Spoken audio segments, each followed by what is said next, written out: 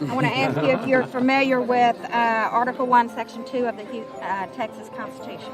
I don't memorize everything, so read. That's fine.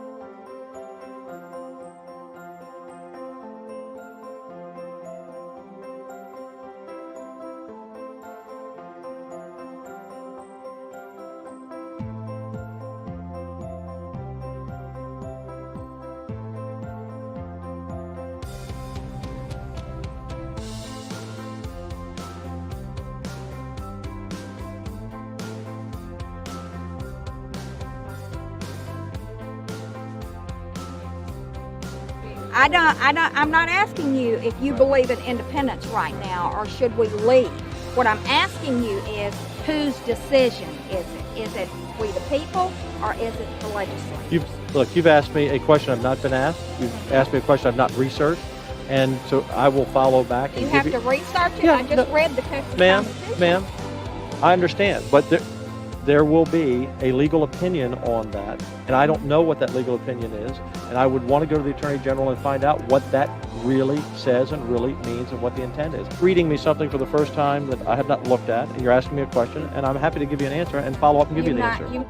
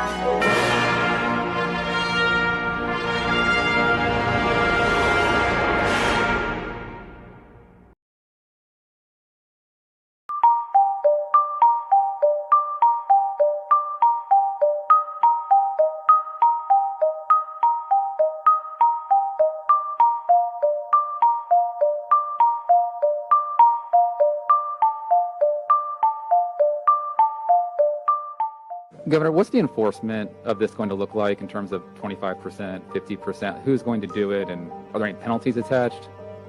I missed the last part of the question. Are there any penalties attached to this? I mean, just mostly who's going to be doing the enforcing here? Right. Well, so for all of these executive orders, before now and now, there's several levels of enforcement. For one, there's the enforcement of up to a $1,000 fine and 180 days in jail. But the more primary enforcement would be either the local level or the regulatory level. And so for a lot of these businesses, they have an authorization to conduct business in the state of Texas. And if they violate the law, which this is now the law, they're subject to losing their license to have an open business.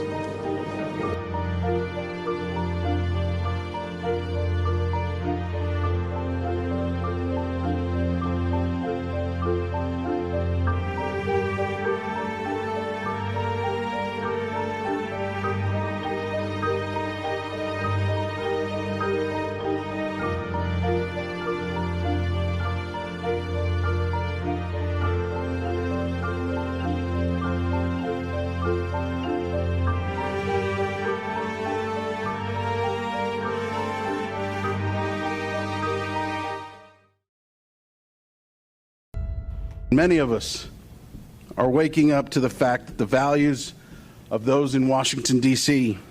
are not our values. It is under siege by a Democrat president who refuses to do his constitutional duty to secure the border of the United States.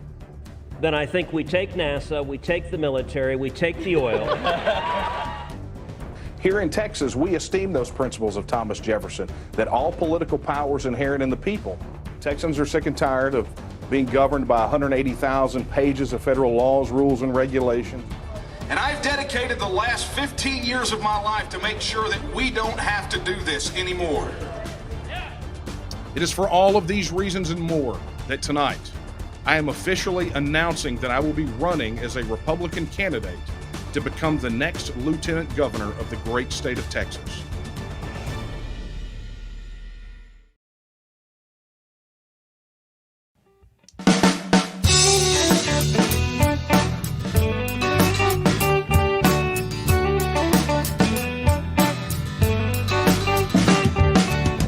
Well, the people in power, whether red or blue, they could not care less about Texas, me and you.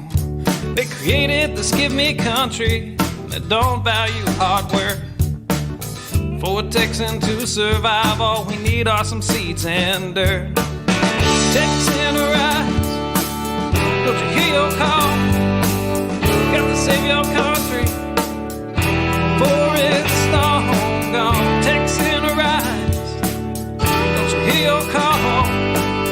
Got to save your country, for it's long gone.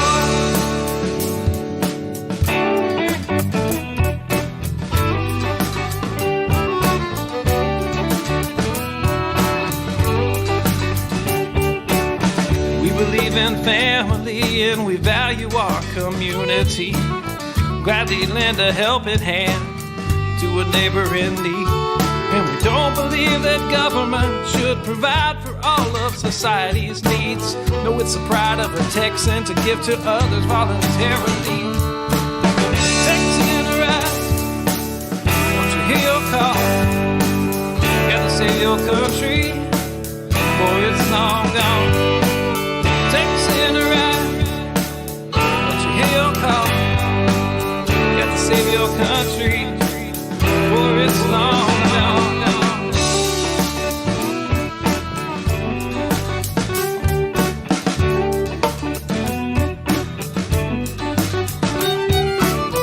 They like our tax dollars and they love our natural resources. They don't want to see us driving trucks, they'd rather see us riding horses. And now they want to ban our guns, you know, especially the ones that look scary. But may I remind you of the Gonzales Cannon and the Alamo heroes we buried. Texan, rise, don't you hear your call? Got to save our country, for it's long gone. Texan, rise, don't you hear your call? Got to save our country, for it's long gone.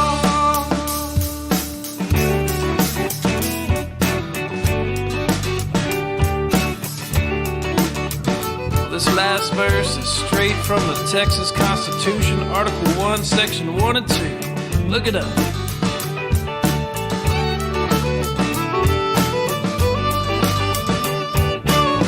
Texas is an independent state, yet presently we suffer.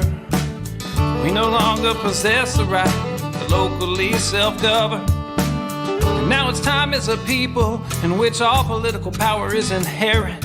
And in such manner we find expedient, we reform or abolish our government. I said, Texan, rise, don't you hear your call?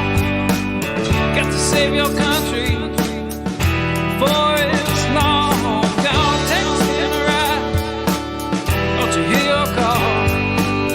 Got to save your country, for it's long gone.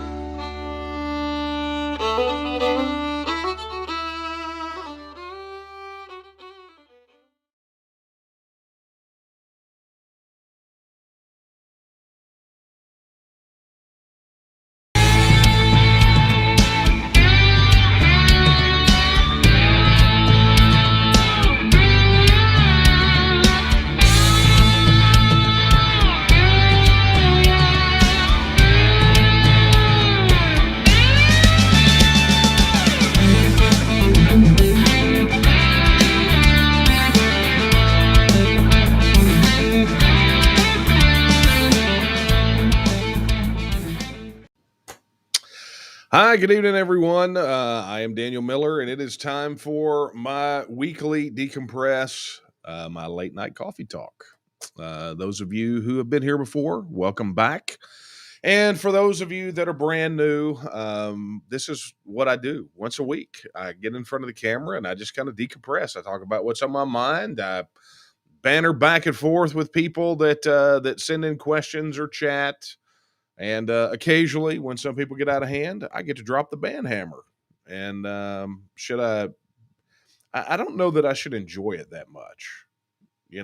This goes back to the old Radio Free Texas days, right? 2005, when Karen and I fired up Radio Free Texas, we put a chat box on there. And, most people, they want to be civil, but some people, they just lose their minds and, forget how to act in civil society. And sometimes you got to drop the band hammer, but by and large, most everybody's doing great, right? They come on here, they want to chat, they want to banter, and though the political consultant class tells me that I should not do these since I am doing this thing that you see back here. Yes, I rearranged the office a little bit. They tell me that I shouldn't do these where I get on here with you and have coffee and talk about issues of the day. And I tell them get bent because I'm not going to do it. I enjoy this. I enjoy spending time with you.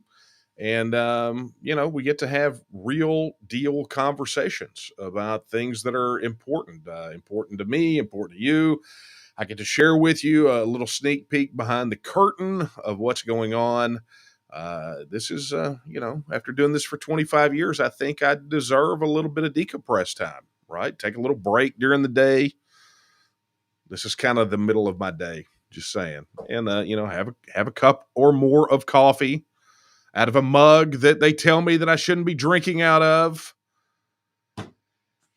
And visit with you guys.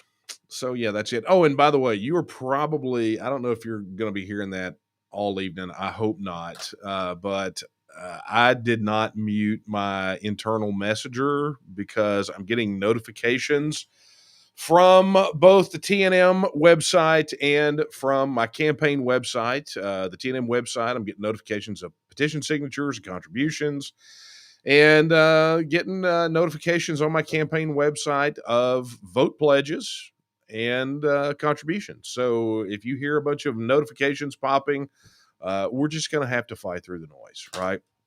So before we really tear into it, let me go ahead and get a little housekeeping out of the way. If you are watching on the TNM's YouTube channel or my YouTube channel, please like and subscribe and hit that notification bell so you get notified whenever we go live or whenever we post new videos. And there are new videos coming, and some speech videos that are not me. Yeah, I found out about that last night, and I'm pretty doggone happy about that. We got people, leaders in the organization where they've been out speaking, and folks been rolling tape, collecting video. We're going to get those uploaded to the YouTube channel, and pretty excited to see some of that. It's great. The crop of leaders that we're working with right now are phenomenal. But anyway, like, subscribe, notification bell. And if you would not mind taking a minute, it's been kind of a hot minute since I launched my YouTube channel. But when you get a chance, let me throw this link up there. Head over to my link, which is kind of an outlier. Definitely, all of my other, like Twitter, like here's Twitter, right? Everything's the Texan DM for me, except for YouTube. Go figure. I just haven't changed the thing yet. But there it is. Head over there, youtube.com/DanielMillerTX, and subscribe over there. We're trying to build it up. We're trying to get over 1,000, and really looking forward forward to doing that. We're trying to hit that first milestone. And the good news is we've already got more YouTube subscribers than the Lieutenant Governor of the state of Texas. So I think we're doing good. Right. Okay. If you are watching this on Facebook, on the TNM's Facebook page, my Facebook page, or any other Facebook outlet that is not a group, because groups, most of the groups we're broadcasting this into are locked down. They're private, so you can't share out of them. But no matter where you're watching it on Facebook, be sure to like the video, share the video, and comment on the video because that helps defeat the algorithm. It helps make sure that more of our people see our stuff, and especially make sure that you continue to see what we're posting, because I'm going to tell you a little bit about some of the digital censorship going on that we're fighting with over the TEXIT petition. We're going to talk about that a good bit tonight, along with a lot of other things too. I mean, I got a lot of announcements to make. And then, of course, if you're watching on Twitter, do those things. My Twitter, TNM's Twitter, go ahead and follow our accounts. Be sure to retweet the video. Let's get it out there. Encourage others to follow us and like this video and retweet it as well. Let us spread the word, because I'm going to tell you, knowing the kind of roadblocks that we're hitting with big tech, I will tell you this, we have not seen this sort of thing since the release of the TEXIT book. What we're enduring right now, we have not seen since the release of the TEXIT book, which is, boom, right here. I keep a hardback copy right here, just for that purpose, right? Just so I can hold it up to the camera on occasion. But anyway, it's crazy. So we're relying on you. So whether it's YouTube, whether it's Facebook, whether it's Twitter, or any other outlet that we're broadcasting on, we're on Twitch tonight, I do believe, and we still haven't got that Instagram problem worked out, but it'll happen. And also, we are working on getting the ability to apply for the TNM on LinkedIn, right? You got to hit a certain number of followers on your LinkedIn company page before you can even apply. And honestly, until here very recently, we didn't have a presence on LinkedIn. I mean, we were there, but really didn't do anything about it. And so because so many of you have asked us about that in particular, and they do have a streaming media outlet, if we can qualify, be sure to head over to LinkedIn, look for the Texas Nationalist Movement, do a search, and be sure to follow our company page. All right. Man, I really, when we start talking about MeWe and Rumble and everything else and getting those fired up, you guys realize the intro where I tell you to do all that stuff is going to be like half the program, right? Social media fragmentation is a bit nuts. Very true.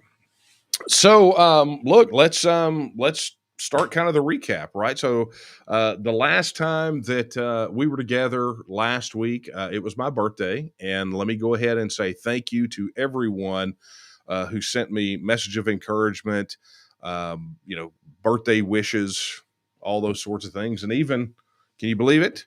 Cards. I got cards. So to everyone, thank you so very much. I mean, there are so many, it's going to be impossible to make sure that I got everyone covered. But I mean, I heard from all kind of people. I heard from my 7th grade math teacher. I think I told you guys that last week. And just, a lot of different people. So thank you all very, very much. Your words of encouragement, they meant a lot. Last week was a very tough week, and it really helped. And so hopefully, we had Thanksgiving last week, and I hope you guys had a phenomenal Thanksgiving, had a great opportunity to reflect specifically around that particular, my little monologue last week in the article that we posted about Sam Houston's original Thanksgiving proclamation. I hope that gave you lots of ammo over the table with your family to talk about independence. So, so we rocked right along. It was a big work week. Beyond that, we got campaign push cards in. People have been asking for those because of supply chain issues. We've had a difficult time. So we got push cards, we got campaign signs, and we're ready to rock and roll. We're going to be dropping those push cards out to the field organization directly. I don't know if it's going to be this week, but they're going to be going out, and campaign signs are ready to spin up and be distributed. And I got to tell you, these things are not cheap. They're pretty doggone expensive. So, if you've got an opportunity to go drop a little coin in the old campaign coffers, it would be much appreciated. Got a specific domain for that. You can go over to dmcdonate.com. That's DMC as in Daniel Miller Campaign donate.com. And I got to tell you, $5 helps. That's more push cards. That's another sign. It makes a huge difference. And I'll tell you, man, I'd rather have 100,000 people donating, $5 than having somebody wanting to cut you a big check and wanting to control and change and do all that other kind of stuff, right? I'm nobody's puppet if you haven't figured that out yet. So, yeah, check that out, dmcdonate.com. So we got a lot of that done. Got a lot of the field organization stuff spun up and ready. The campaign organization is rocking along. We made a big tech drop for the campaign. It was Monday, I guess it was, where we launched the vote pledge system on the website, and I will pop you that link there, danielomiller.com. We launched the new vote pledge system, right, where we said this right out of the gate. This would be a completely different statewide campaign than anyone has ever seen. And so we are, we're relying on our supporters for the same reason that we're having to do that with the TEXIT petition and everything else. We're not going to get covered by mainstream media. We are going to have a very difficult time doing digital, even paid digital. So we're relying on you, and literally all you have to do is share links. So we launched vote pledges, and in addition, we launched a brand new what we call an action center. Okay. Now, for those of you that are in the TNM, that are TNM supporters, it's going to be very familiar to you. It's we have an action center on the TNM website where when you log in, you have an action center link in the menu, and it has all kinds of links for you to share, graphics and images and documents to download.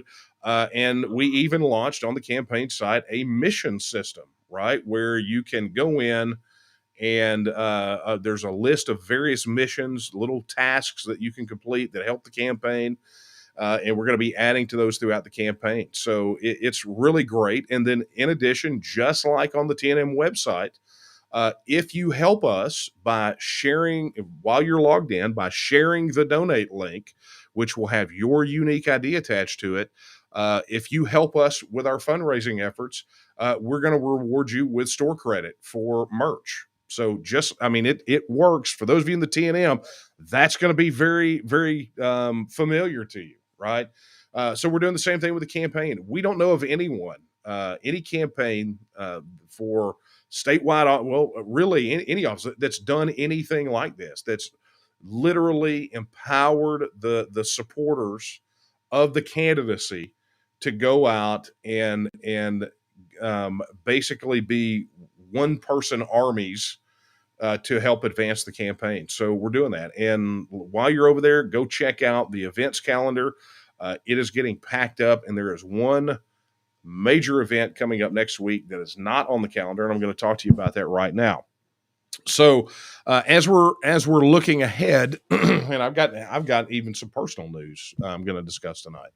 But as we're looking ahead, speaking of campaign news, December the 8th, put it on your calendar if you are in Austin. That is going to be the filing day for me. That is when I'm going to make the trek to Austin. I'm going to plonk down my paperwork and the money they are requiring for me to run for office. And we're going to go out there. We're going to be official, right? I mean, it's not like it's not official, right? But I mean, it's going to be official. And I will officially be a Republican candidate for lieutenant governor of the state of Texas. So December the 8th, make sure that when you're on the website that you have, got your vote pledge in, make sure you're signed up for updates, and we'll get you all the details. If you'd like to be there, we would love for you to be there, but we'll get all the details over to you if you're signed up on the list. When it's going to be, where you got to be, who's going to be there. I mean, it's going to be fun. And I like the fact that we're going to roll up in there into Austin and make a nice big spectacle out of it. So let's go show them who we are. Okay. December the 8th. It's been more talk than coffee, right? It's kind of weird to call this coffee talk. Wow. So yeah, we got that done. So push cards, sign. So this thing is the real deal, right? I mean, there's campaign events popping all over the place. My travel schedule is about to get ridiculous, and for those of you who may not know, this may be your first time. So I've actually had people ask me what I do for a living, right? And I've never been particularly bashful about it. But suddenly that's of interest to people. And for those of you who don't know, back in 2005, Karen and I started up a website called Radio Free Texas, where it was a digital music platform where we play nothing but Texas artists. It's all Texas country. It's artists that live in Texas, are from Texas, or tour primarily in Texas, and we did it as a hobby, right? So that was an entrepreneurial thing, a hobby that turned into a business. But in addition to that, I work as a technology consultant. And as a matter of fact, I found out today that the company that I have been on contract with for not quite 2 years, but almost 2 years, I am now going to be exclusively blogging about tech and entrepreneurship on their platform at Wealthio. Wealthio is the name of the company, wealthio.com. And so I'm going to be exclusively blogging over there and doing some things. So between the T&M and RFT and the consulting business and the campaign, my schedule's so tight you can't slip a piece of paper between the events.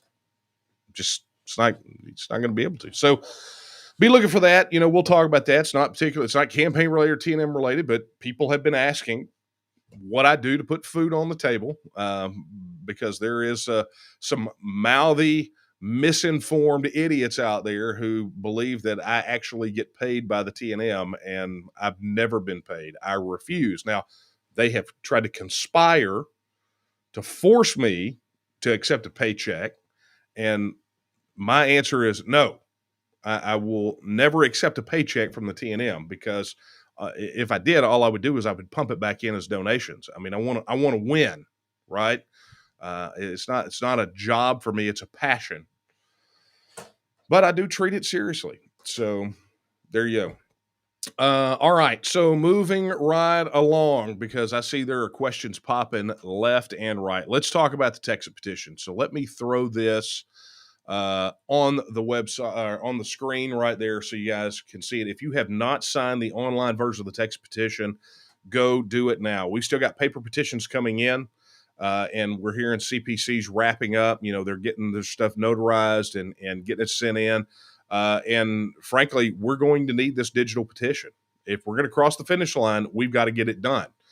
We had far too many petition circulators sign up to be petition circulators and not collect a single signature. Too many. And we're going to be posting the leaderboard on the T&M website, so you can see who they are, how everybody did. And we're going to be congratulating the awesome ones who went out there and did their job plus the job of so many others. But this digital petition, this online, is going to be the key. And so if you have not signed it, you better get over there and get it signed. It's at tnm.me/TEXIT petition. Right? Sign the petition. Now, that being said, there has been some confusion about the wording on the petition. And it's because people get to a certain part of the legally required language that's on there. They get to half of the sentence and they stop reading, right? And they get all incensed about it, because the way that you read it, and I know I talked about this before, but guess what? I'm talking about it again. Here's a petition form right here.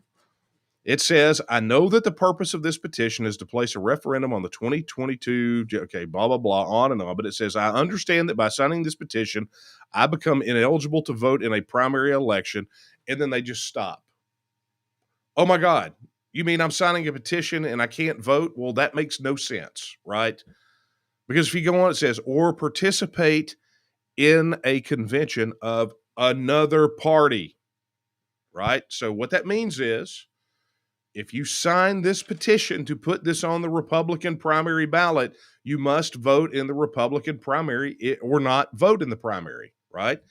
What it means is, you sign this, you're locked into the Republican primary. That means you can't go vote in the Democrat primary, right? But thankfully, Our video guru, Will Casey, put together a little tutorial video explaining the online petition.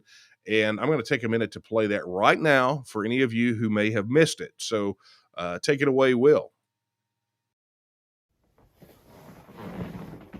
We interrupt this broadcast for an important bulletin. The T&M TEXIT petition is now online. While the response has been great at our in-person petition signing events, we know it's hard for some to physically get to one. Now you don't have to worry about finding and getting to it. You can now legally sign the petition online. It's easy, and here's how to do it. Scroll down to the Sign the Petition section and click on Sign Now. This will take you to the page where you will start the petition signing process. To keep everything nice and legal, first you'll watch a short video where Daniel will read the petition to you. Hi, I'm Daniel Miller. I am required by Texas law to read the following statement to you before you sign the petition. I know that Next, you can sign the petition. You can read the text of the petition below the video. You then click on the Acknowledge checkbox, then fill in the required information. Got to keep everything legal, you know. Then certify you are a registered Texas voter. Optionally, you can include your mobile number. This is a great way to be kept informed as to how the petition is progressing, as well as other things that are going on with the organization. One of the things that has caused some confusion is the part of the statement that reads, I understand that by signing this petition, I become ineligible to vote in a primary election or participate in the convention of another party. Well, in Texas, we can only vote or be a delegate in the primary election of one party. Since this petition is asking to put the question on the Republican Party primary ballot, what this simply means is you can't vote or be a delegate in next year's Democrat primary election, or even a third party such as Libertarian or Green Party. You can still vote, and we hope you will, in the Republican primary. And in the general election, you can still vote for anyone you want to. It's that simple. Just click the Submit button, and you sign the petition. What are you waiting for? Go make some history. All right. Thank you for that, Will. So if you have not already done so, hopefully that will clear up any confusion you might have. But go to tnm.me/TEXIT petition and get that thing signed, right? There's no excuse. It's going to take you to get it done, right? And the other part of that is when you sign it, share it. Share that link with as many people as possible, right? Because this brings me to the next point, which is, we have dealt with previously lots and lots of censorship, right? Whether it's mainstream media giving us the silent treatment or big tech trying to slap a muzzle on us. The fact of the matter is that we have dealt with our share plus some of social media censorship. So, when Facebook was slamming the ban hammer on everyone and they were like, oh my God, I can't believe this is happening. It's like, well, believe it, because it's been happening to us for years. And, when it was happening to us, those particular people didn't really seem to care that it was happening to us. So cry me a river, right? We've sounded the alarm on this thing. So bottom line is we are running into that exact same thing. And it's not just the usual suspects of Facebook and Twitter, right?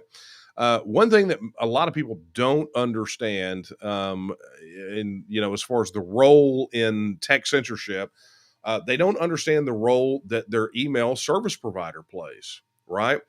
And here recently, we noticed so when we send out an email, let me do the explanation. And this goes for anybody. It's not just the T&M, right? It's when you get emails from candidates or organizations. Those emails essentially look to see if someone opened the email, right? And what that tells you is when they land in an inbox, is that person seeing it? Well, what we've noticed here recently is a massive, massive number of people are getting our emails driven directly to their spam folders, right? So our open rates have gotten abysmal. Now, who dumps it in the spam folders? Well, let me tell you a little something about, and this is very propeller head, very egghead on our side, but we optimize email to the nth degree, right? So there are tools out there that you can use where you take the subject line and you put it in, and it gives you a score about whether or not the system would likely dump it in a spam folder. And then you put the text in, and the same thing. And so we optimize. We optimize for deliverability. We make sure that we have all the security headers on our emails. I mean, we've done literally everything plus, right? So not only are we meeting standards for email, but we are exceeding those standards. And so the only reason that these things would go into spam folders would be if the service providers themselves are beginning to block out the content. And there is some reason to believe that this is happening. Now, we're obviously still investigating, but when we're seeing these emails go out to the email list, and we're hearing from people that we know beyond a shadow of a doubt would sign it, because we did start up a peer-to-peer texting campaign, start texting TEXIT supporters, people that we've connected with that have given us their mobile number, just to remind them to sign it. We're hearing from people that they're not receiving the emails. Additionally, we're getting more and more information that the social media posts that are being made about the Texit petition are getting almost no engagements because people's friends aren't seeing them. They can go post a meme about whatever, but if it's and get engagements on every other post, but when they post something Texit related, even their friends that are Texit supporters are not seeing the post, right? And we've been testing this out, and what we're finding is what appears to be a concerted effort to suppress pro-Texit information. Okay, nothing new, but this is the moment when that type of suppression becomes critical, right? Because we need to communicate with Texit supporters, and we're being prevented from doing that, and it appears to be consciously being prevented from doing that. So, look, it's going to take an effort. We're going to have to break through, right? The only way they can suppress us totally is to deplatform us. They won't do that, because anytime they have edged that direction, we've beat them back into compliance. But this is that silent digital censorship that's going to create the most problems, because it's insidious enough that you can't necessarily pin it down, and it's just enough to get the job done. So that's just the bottom line. We need to get that done. And Kara just sent me a message. There are many of you in chat going, how close are we to reaching our signature goal? I'm going to tell you right now. Let me be the first one to tell you, because I already said it at the beginning of this. The paper petitions alone will not get us across the finish line, because too many people did not follow through on their volunteer commitments. Okay. And that's just the bottom line. Okay. I'm not going to soft pedal it for you. I'm never going to blow smoke up your backside. So the digital petition and these next several days are the only thing that will carry this across the finish line.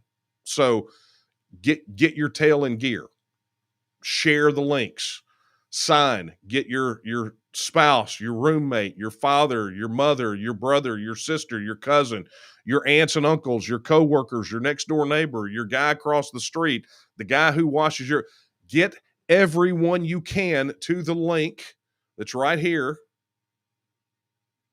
Get them to that link and get them to sign on the line which is dotted. That's the way it's got to get done. That's the way it's going to be. So we hit it by the filing day. I guarantee you're going to be the first ones to know, right? But until then, I got nothing for you except a reminder that this must be done. this month, this right here, this link must be done. Got to take care of it. So, okay. So yeah, definitely the censorship thing is an issue, and we're going to have to fight through it, and we're going to have to rely on you to get it done, because Daniel Miller can't do it by himself, and Nate Smith can't do it by himself, and Kara Miller can't do it by herself, and Daphne Armour can't do it by herself. And, you know, we've got CPCs, our petition circulators, that tried their some of them tried their dead level best to do it all by themselves.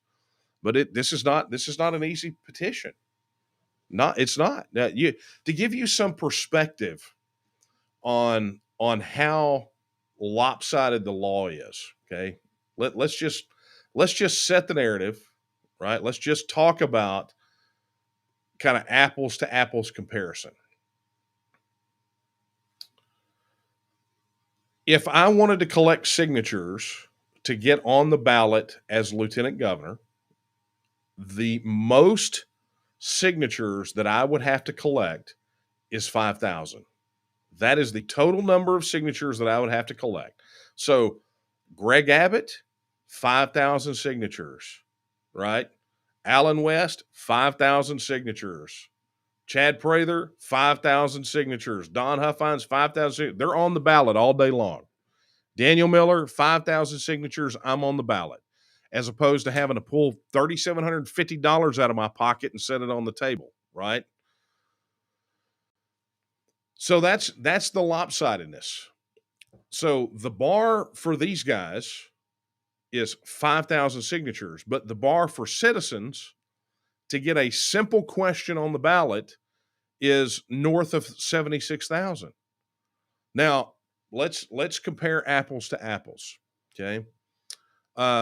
Greg Abbott, who has a $70 million war chest, who had the same time frame that we did, right? 6-month time frame, and paid staff to go out and do this, and, you know, maybe supplemented with some volunteers or whatever. He filed last week, and do you know what his signature count was? Do you think it was more or less than 76,000? Well, if you guess more than 76,000, you were dead wrong. He was able, with all of that money, to gather 20,000 signatures over a 6-month period. But, yet again, we're playing by two different rules, two different sets of rules. There's a rule for the elected class, and then there's a rule for citizens like us. So, but we deal with it as it is, not as how we wish it would be, because as it is, we win there, then we can win anywhere, right? So get it done.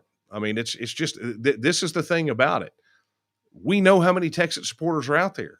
It's just literally a matter of going to a link, filling out. Well, I mean, I'm not going to go through what Will did. Will did his thing, and Will did a great job.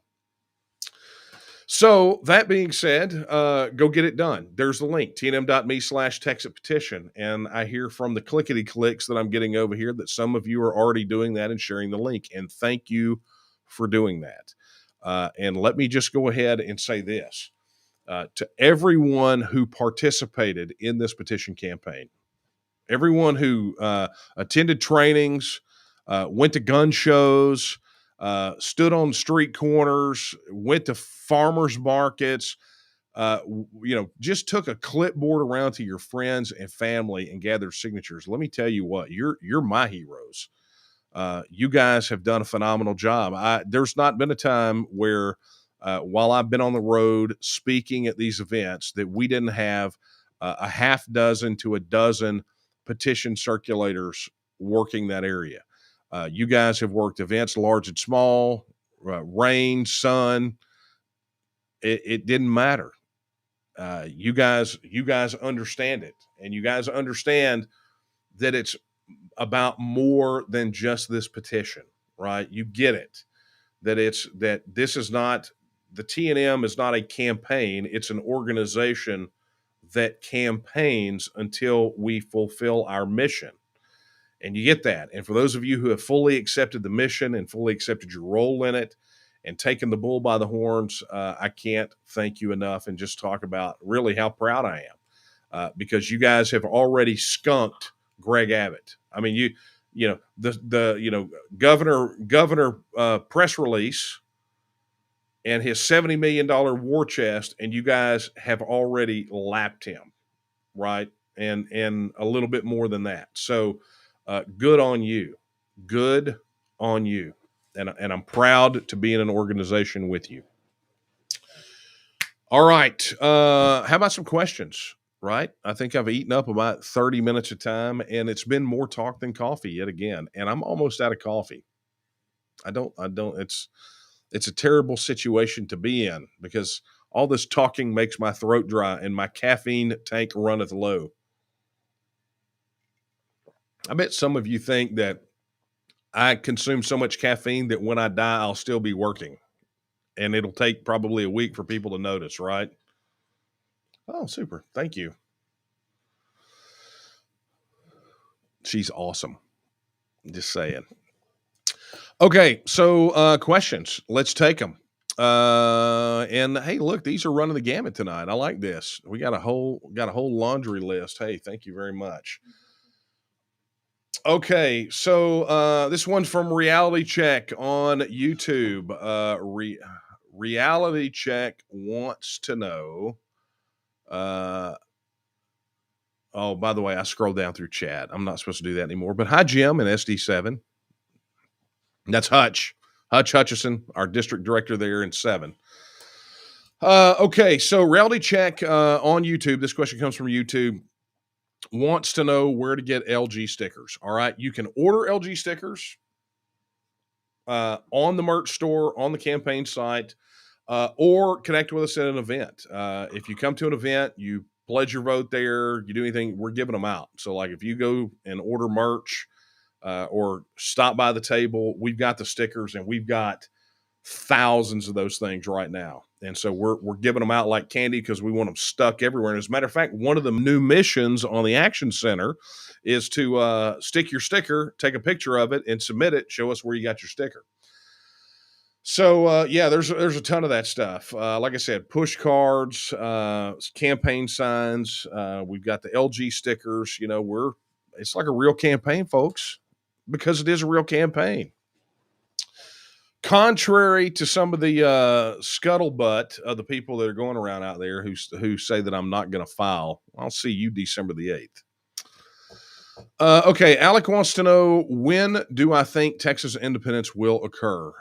Look, the sooner the better for us. But look, if it were up to me, it would already be done, right? What we have to remember, and I get this a lot. I mean, I literally get this question probably second only to the Social Security question, right? You know, when is it going to happen? If it were solely up to me, it would already be done. But it's not solely up to me because we don't live in a dictatorship. It's Article 1, Section 2, all political powers inherent in the people. We knew at the outset of the formation of the Texas Nationalist movement that at its heart, it must be a people movement. If we're going to win independence, we have to win the people.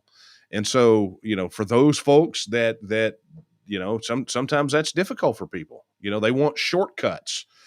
You know, I've seen this time and time again. The washout brigades, right, that come into the T&M and they're full of piss and vinegar, and then something doesn't go their way, and they go because we're not doing it fast enough. And it's like, you know, but we're insisting you got to go win the people. And you know what? Those guys flame out 6 months after they wash out of the organization. Nobody knows their names. Nobody, right? Because there are no shortcuts. Article 1, Section 2 is not just a principle, right, for us to live and work toward and you know, have as part of the fabric of Texas. It's a life lesson, right? All political powers inherent in the people. What does that mean? That means you got to go win the people. So it's not up to me. I get the same vote that you get, Alec, or any of these other people. So we have to go out and we have to first and foremost connect with our supporters that don't know that we're here, you know, for whatever reason. You know, not like we haven't done, you know, thousands of interviews and spent, you know, probably a few $100,000 on digital ads and done thousands of events, right? Sometimes you just you're not going to get everybody. But the one thing they cannot suppress is you and your conversations with the people in your network. But it's not just about those conversations. It's about engaging them with meaningful interactions and then leading them to become a part of the process. And for the TNM, that starts with a support declaration, right?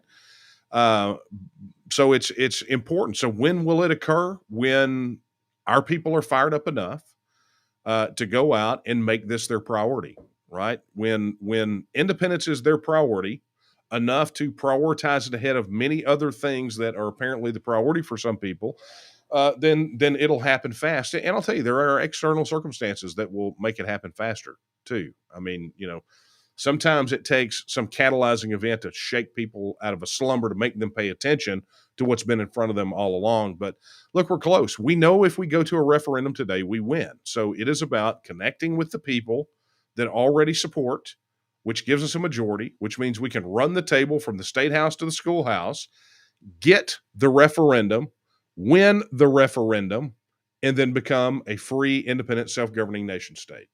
It's just the way it works. Okay, Lisa on YouTube. YouTube question. Man, you YouTube guys are tearing it up tonight. Literally all the questions are from YouTube. This is wild. Are we not on Facebook tonight? I don't know. Lisa wants to know, in my perfect world, which there's no such thing as a perfect world, how would you stop the border crisis? Okay, so that's a me personal that's a personal question about what I personally feel about this. And I'll tell you, the border crisis is not terrible. It's not too terribly difficult to solve. What you have to do is you have to have the political resolve to do it. First and foremost, you have to address it from both ends, right? Which is securing the border and ending the government incentivization of illegal immigration that negatively affects the border. So number one is Texas has to do the job that the federal government can or won't do. Right now, understand that for me personally, the only way that we're ever going to be able to fully secure the border is when the federal government is no longer in the equation for Texas. When Texas is the only entity responsible for our borders, right? So that begins with full militarization of the state guard, full mobilization of the Texas Military Department, and deploying as many of them as possible and as necessary down to the border, right on the river, to prevent people from illegally entering and even getting 1 foot out of that river, right? Because that's where you stop it. The solution is not to escort them out of the river and put them on buses and send them to hotels that are taxpayer funded and do all those things that the government is doing right now. You have to stop it right where it is. And you do that by full militarization of the Texas State Guard, full mobilization of the Texas Military Department, and a full-on deployment as much as necessary along the Rio Grande to secure that southern border. So that's number one. But number two is you have to end those incentives. Right. And the fact that that government, that because of the United States Supreme Court, Texas is forced to provide all public services to people who are not even supposed to be here. Right. Rather than just tossing them in jail when we find out. Right. We have to provide all public services to them. That's a travesty. It makes no sense. It's insane. And it really is a major disconnect with reality. It's like saying someone broke into my house and the government says that I have to cook them breakfast, right? That's not how it works. If someone has broken into my house, they are not lawfully in my house, then I am within my rights to utilize force to evict them from my premises and protect my family and my home, right? So big disconnect. So the first thing you got to do is you got to end all taxpayer funded public services to people who are not here legally. And when you find someone who is not supposed to be here, it is apprehend and deport, and not a catch and release where you catch them and then you give them bail. You apprehend them and then you go down and you spit them out. and you start making the countries that they come from pay for it. Excuse me. So in a perfect world, that's how you do it. And when you do that, so those are the 2 points, but there's actually a third, right? And this is really a post-Texit issue, because we, as a state in the union, we have zero control over immigration, right? We have no control over immigration whatsoever, how it's handled, how it's processed. And frankly, the fact of the matter is the way that the federal government deals with immigration is pretty horrendous. It's one of the reasons that some people come here illegally, but it's very lopsided, right? It's a very lopsided, very Byzantine, draconian system. It's ridiculous. And so what I've advocated for, and I even talk about it in the book, is the implementation of an Australian-style point system, right? Where we award visas and immigration status based on a point system, on what the likelihood is that someone is going to have to be wind up on public services if they have skills that we need in the job force. But an Australian style point system is a phenomenal way to handle immigration. And I know that Australia's catching hell right now, rightfully so, because the government in Australia have turned into a bunch of fascist tyrants. But the bottom line is that an Australian style point system for immigration is something that a post-Texit Texas should take a serious look at. Okay, moving right along. Adam on YouTube asks, when TEXIT is successful, what will be done about the monolithic bureaucracy in Texas? Yeah, look, the thing that we have to understand here is that for us to secure TEXIT, to be able to get and win the vote, getting the vote means we win the vote. But to get the vote, we got to be super clear about this, is we have to break the back of the political establishment. And I have said this time and time again, till I'm blue in the face. And I need everyone out there to listen to me on this issue. For us to get a binding Texit vote and ensure that we get the best deal possible after that vote, that we don't have any roadblocks or stumbling blocks, we have to break the back of the political establishment now, right? That's not something you fix on the other side of this. That's something you deal with now, because that is the roadblock.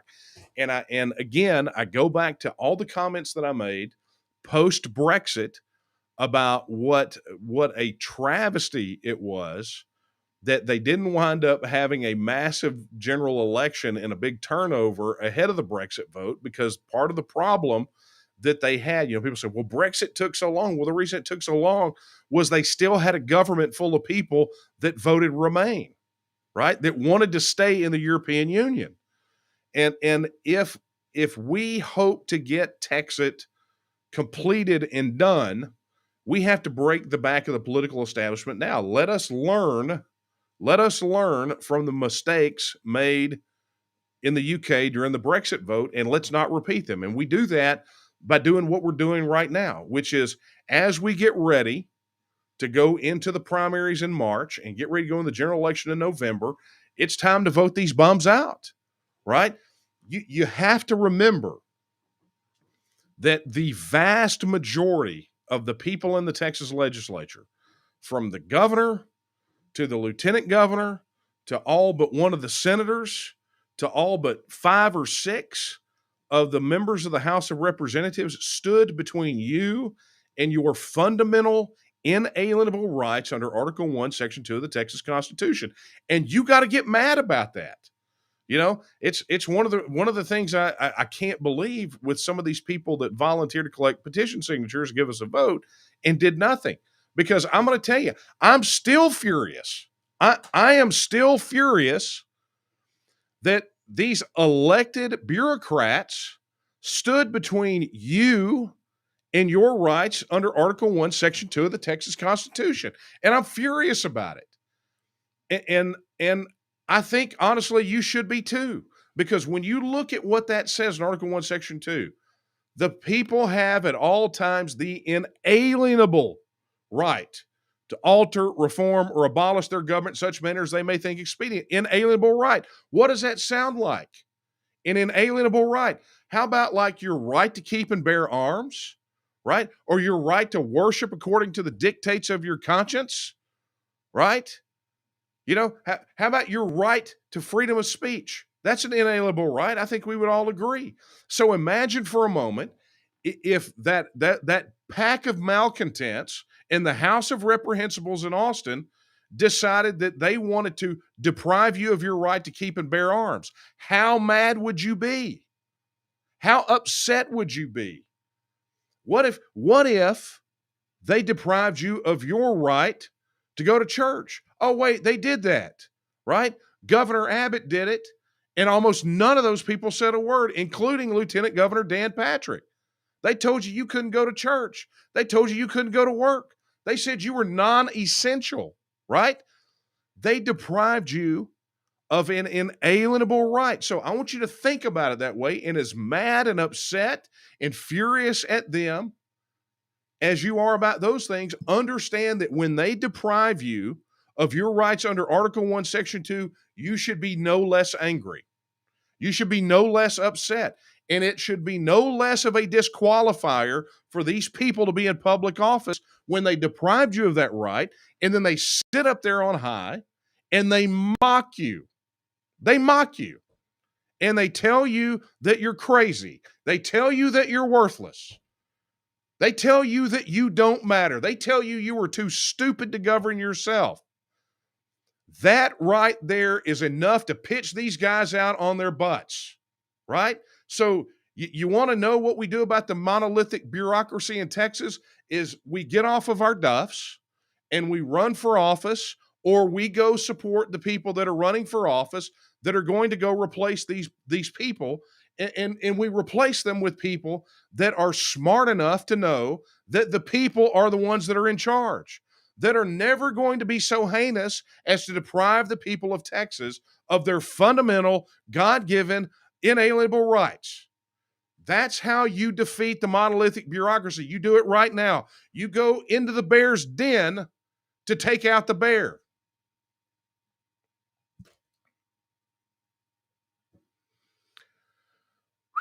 Should I cut back on my caffeine? I think I heard Kara just say no from the other room.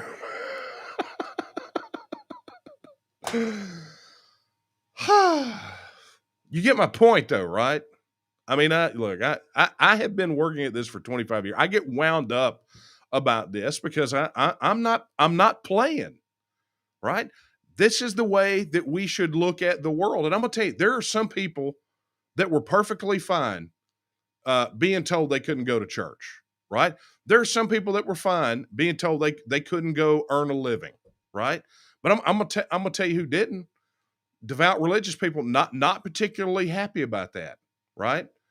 Business owners that are having to shut their doors now, not happy about that.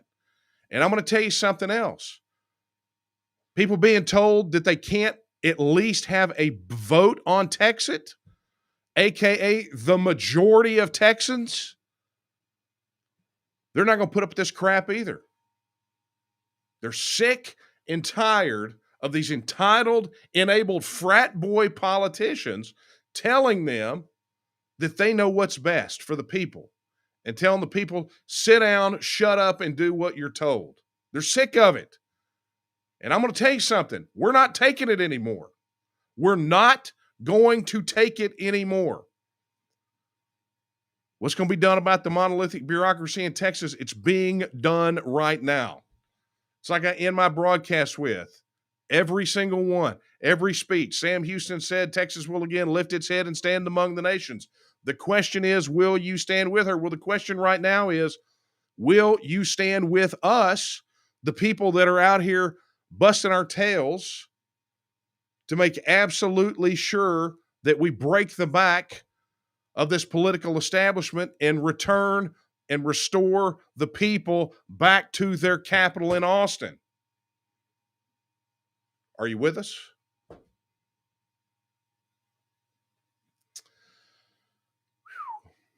Coffee. Ogre Duck on YouTube asks, would there be any arms ownership limits? That's a post-Texit question. I suspect that the people of Texas, given what I just said about how we feel about our right to keep and bear arms, I suspect the people of Texas not going to be too keen on arms ownership limits, right? I mean, we are living in a state that has an average of 8 guns for every man, woman, and child on the soil. So I think I have a pretty good suspicion where Texans are going to fall on that one. Texan Nationalist on YouTube says, what would happen if the U.S. government attempts to use force to try and stop TEXIT, similar to how Spain used force to stop the Catalonians or the Catalans? It's funny. I got this question, oddly enough, at one of the little whistle stop tour things that I did up in Granbury when I showed up to one of the TEXIT petition signings. And I don't know if this is the same person or not, but it's interesting because, we get asked a lot about Scotland. We get asked about the UK. We get asked about New Hampshire and California, other independence movements. But what happened in Catalonia is quite interesting. We talk about it a lot, but rarely we get asked about it. So I'm very appreciative that you did. And just a little fill in, as best I can in the time that I have remaining. But Catalonia has had an independence movement brewing there for a long time. And they had, part of the challenge that they have with their independence movement is very similar to some of the reasons that Hawaii has problems with their independence movement is it's very fragmented. So they have to rely on these coalitions to try to get things done and advance independence. And they finally got to a part where they had elected officials that were open advocates of it. But there is a fundamental difference in the relationship of Catalonia and Spain as a whole, right? Spain does not view itself as a collection of sovereign independent states, right? It is fundamentally constructed differently than here.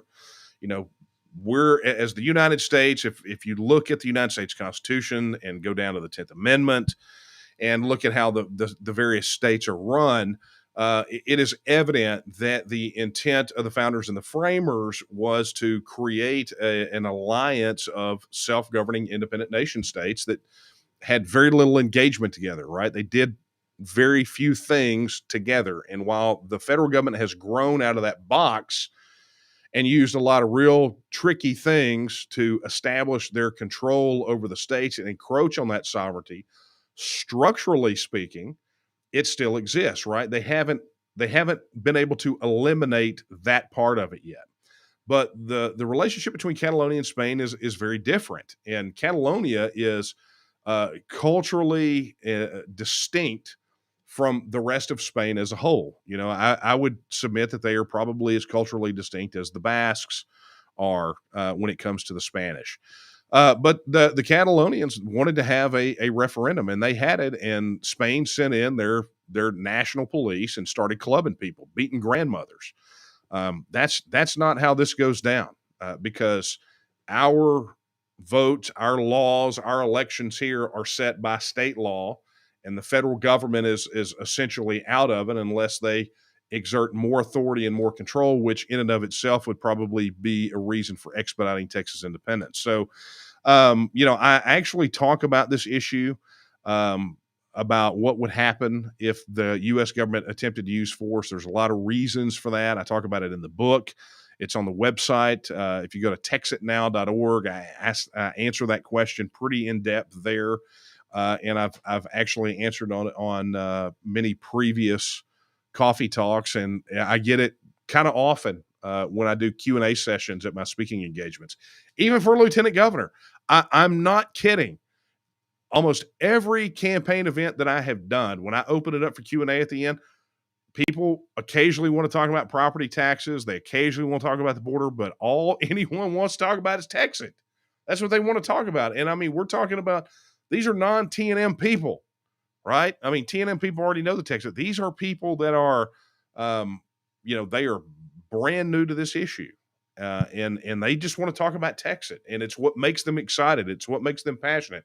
And it's the thing that the political people tell me I'm not supposed to talk about. And you know what? I'm going to drink a big old cup of TEXIT now, right here on this broadcast, just to spite them.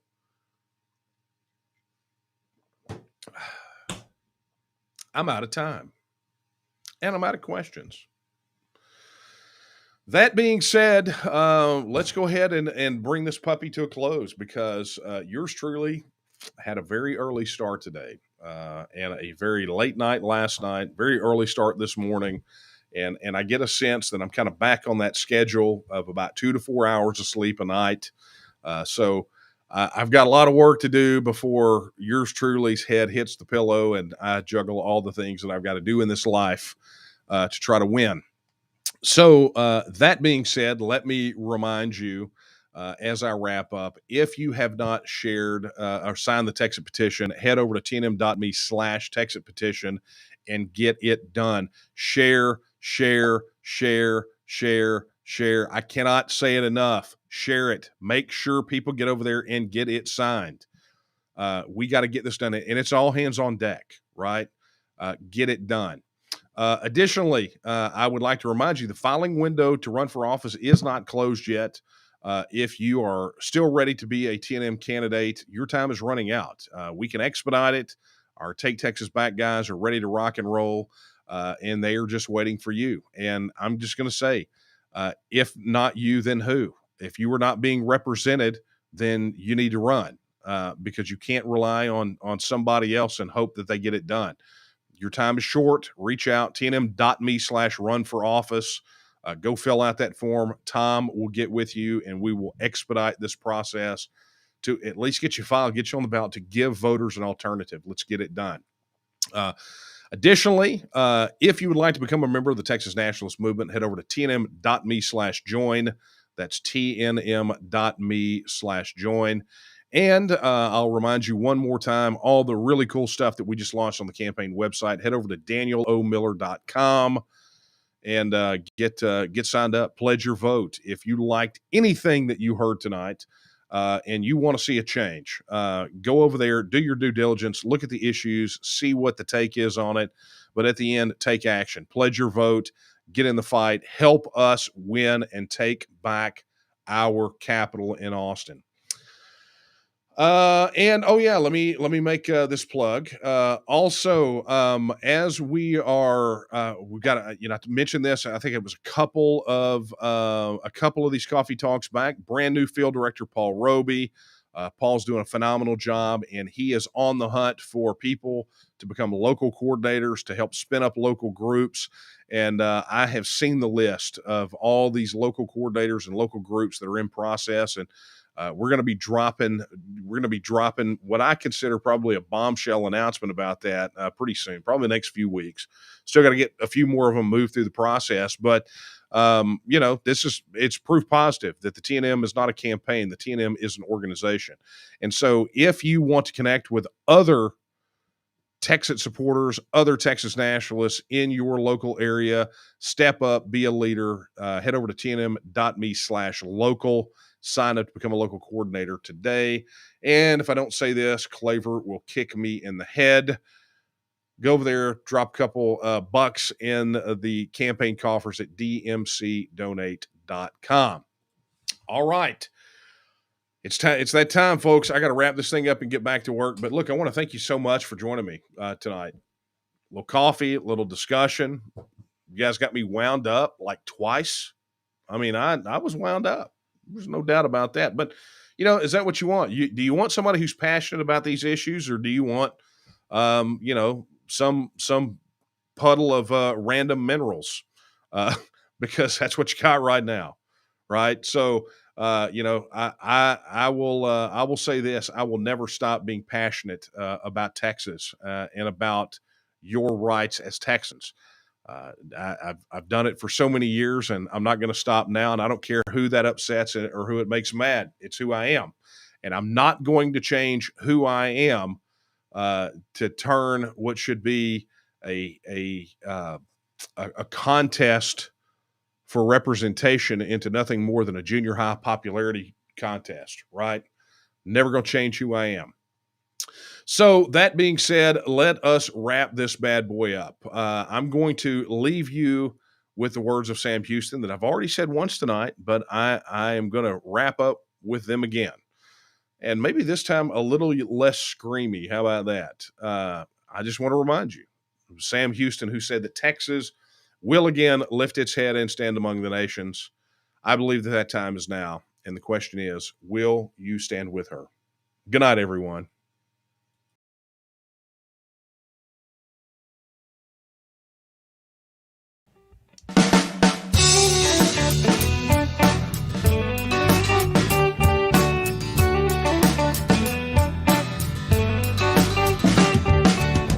Well, the people in power, whether red or blue, they could not care less about Texas, me and you.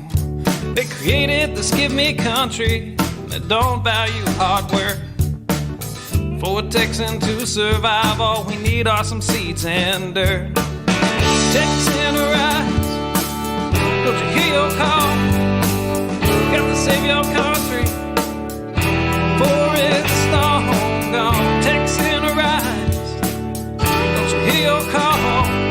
You got to save your country, for it's long gone.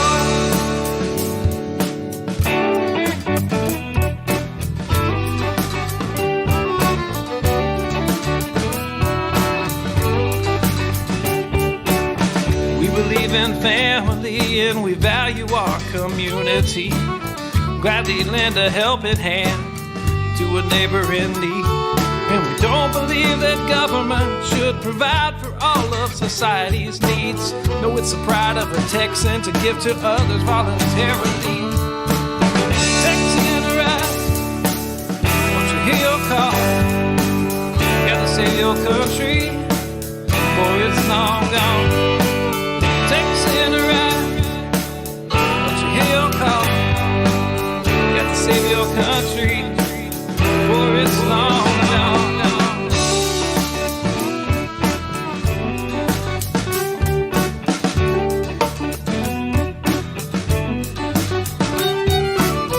They like our tax dollars and they love our natural resources. They don't want to see us driving trucks, they'd rather see us riding horses. And now they want to ban our guns, you know, especially the ones that look scary. But may I remind you of the Gonzales Cannon and the Alamo heroes we buried. Texan, rise, don't you hear your call? Got to save our country, for it's long gone. Texan, rise, don't you hear your call? Got to save our country, for it's long gone.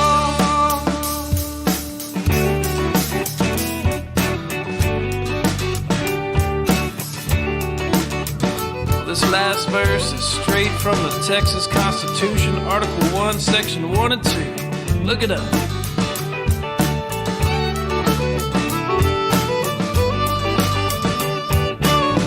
Texas is an independent state, yet presently we suffer. We no longer possess the right to locally self-govern. And now it's time as a people in which all political power is inherent. And in such manner we find expedient, we reform or abolish our government. I said, Texan, rise, don't you hear your call? Got to save your country, for it